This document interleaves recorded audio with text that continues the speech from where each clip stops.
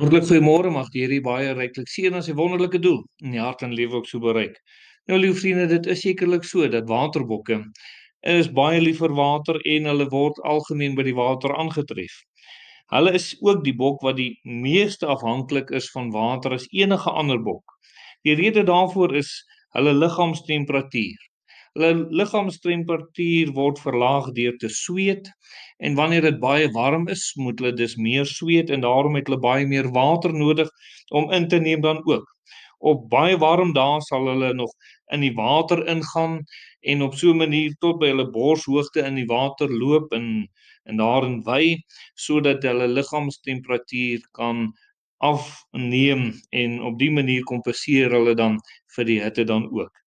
Liewe vriende, net so is dit vir ons ook nodig om te weet dat ons die regte dinge moet doen, dit wat tot eer van die naam van die Here dan ook is. In Lukas 15 vers 8 lees ons daar: "Of watter vrou wat 10 pennings het, as hy 1 penning verloor, steek nie 'n lamp op en vee die huis uit en soek sorgvuldig totdat sy dit kry nie."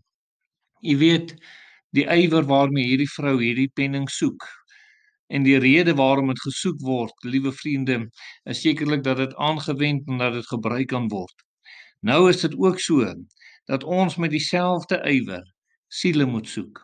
Hierdie gedeelte verwys na die Here Jesus wat met ywer sekerlik siele soek en dat hy mense nie net red en jou los nie, maar dat hy wil gebruik tot eer van sy wonderlike naam. Ons as kinders van die Here moet weet om siele te soek.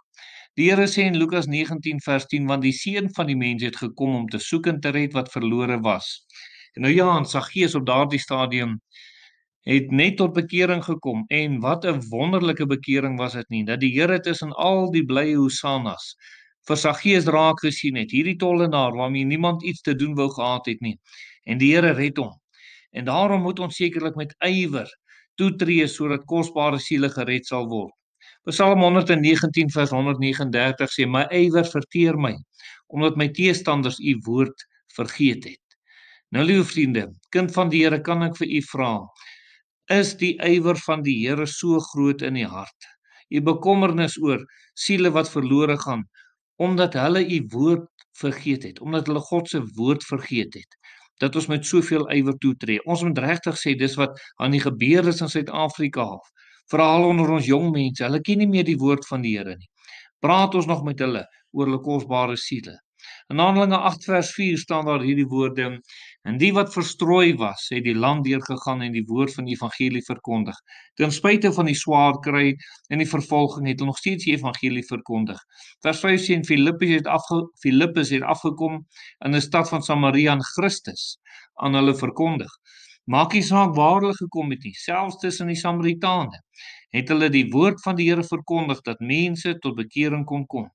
In Filippense 3 vers 6 staan daar hierdie woorde: "Wat ywer betref, 'n vervolger van die gemeente."